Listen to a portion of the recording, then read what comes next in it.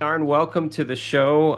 Here we are, very interesting piece. We are both sitting in South Carolina. So, in the time we're recording this, it is a tropical storm moving through the area. It hasn't gotten out there to the west side of the state. But, Arn, welcome to the show. How are you doing today?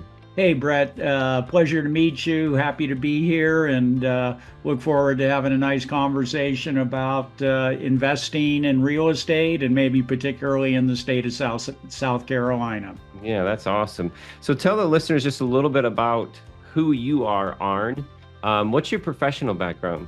Yeah, great question. So, as a kid, I loved math and science. Went to college, Colgate University, grad school, University of Michigan. Ended up with a master's in physical chemistry. Thought I was going to be a professor or a research scientist, but decided that wasn't for me. I grew up in the San Francisco Bay Area, and my father had a residential brokerage business in Menlo Park, which is right next to Palo Alto, so kind of right in the heart of Silicon Valley. And I was probably 23, got my master's, moved back to California, got in residential real estate March 1978, and have been doing that my entire adult career, and moved to Greenville, South Carolina, where I am now 10 years ago in 2014. What is it about Greenville that you like as an investor? Yeah, so there's a diverse economy. As you know, BMW has a major facility in Greenville, Spartanburg, and every X car BMW makes in the world is built in Greenville, Spartanburg. Sounds weird, but it's true. Michelin has their North American headquarters here. And so those are two major employers here in the upstate. And then in addition, you have all these smaller manufacturing companies that support these larger auto manufacturers. So the auto industry is one. General Electric's here. They build turbines. Lockheed is here. The other thing is, since we're on the I-85 corridor, and you know how busy that is living in Rock Hill, it's a great place for logistics and transportation and warehousing. Basically, we're halfway between Atlanta and Charlotte. And then I think the other factor would be downtown Greenville is a fabulous, vibrant, walkable downtown. And so there's a lot of attraction that way. And many Northerners from New York, Boston are relocating to the Carolinas, as you know, but specifically Greenville.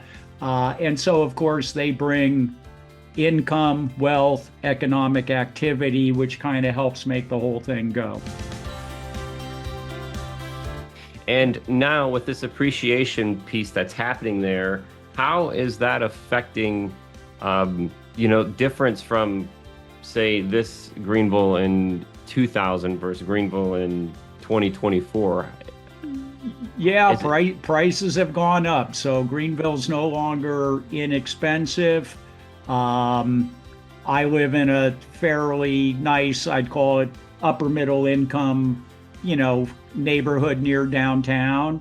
And I would say homes now probably go at about $300 a square foot, where 10 years ago they may have gone for 100 and a quarter, 150 a square foot. So there's been significant appreciation. Greenville's the center of what's called the upstate of South Carolina, like as you noted, kind of the northwest part of the state. 9 counties, 1 million people. And so as Greenville's gotten more expensive, people are moving to the surrounding areas. And I would liken it to where you are in Rock Hill. You get the overflow from Charlotte. Charlotte's very much gone up in price, and so that pushes values up in the surrounding areas. So the growth and the appreciation from Greenville is extending out through the entire kind of upstate of South Carolina. So where does that push you and your team when it comes to acquisitions? Tell us a little bit about your target right now in that area. Yeah, so I'm a multifamily investor after a long career as a single family investor, and I would say investing in single family homes is a tried and true way to accumulate wealth, build income, build passive income, and increase your net worth. So it's tried and true. And if you just systematically buy single family homes, trust me, you'll turn around 5-10 years later and you'll be happy you did. I don't think anybody thinks the price of housing's going down. In my 46 years in the industry, it's generally gone up with occasional dips, and we're kind of maybe in a little bit of a dip now. So what I do now is buy small multifamily properties, primarily in Greenville County. My operational partner lives here. I live here. And as you know, Brett, I mean, real estate's very local, and you got to kind of know the territory, right? And it can vary dramatically from block to block, from mile to mile.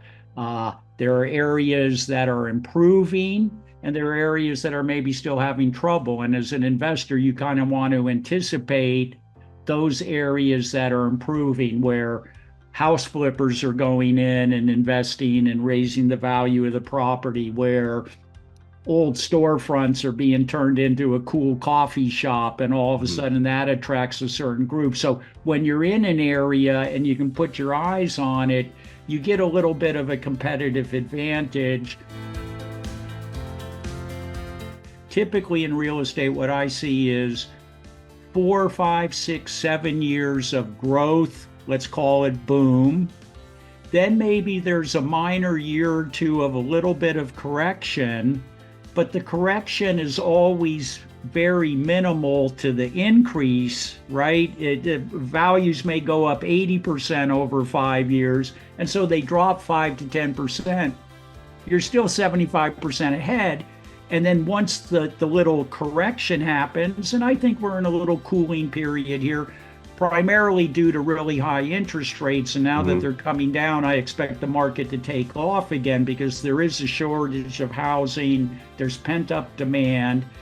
After the little bit of dip, maybe there's a year of a flat.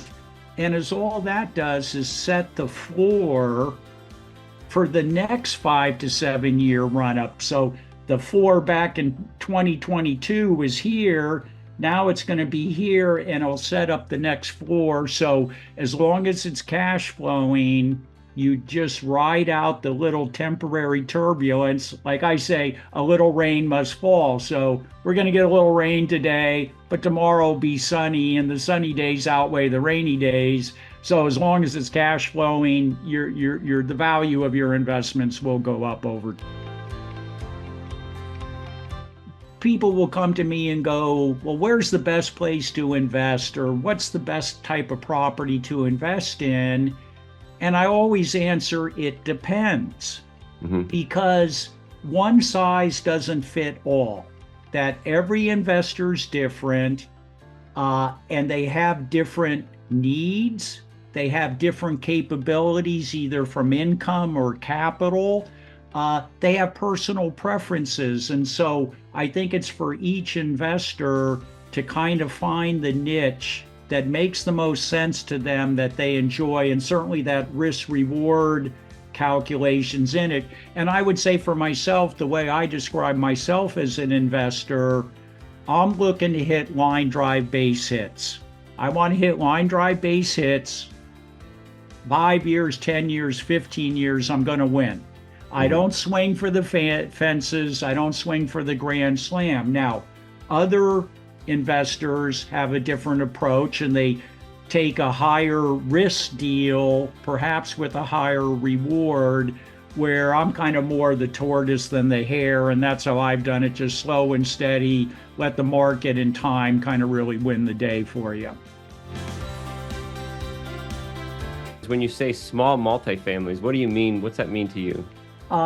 We tend to do, generally anything 5 units and above is considered multifamily. The financing becomes a little bit different. So technically 5 units and above would be considered multifamily. When I refer to small multifamily, I'm kind of talking 20, 30, 40, 50 unit buildings is kind of like what we like to do.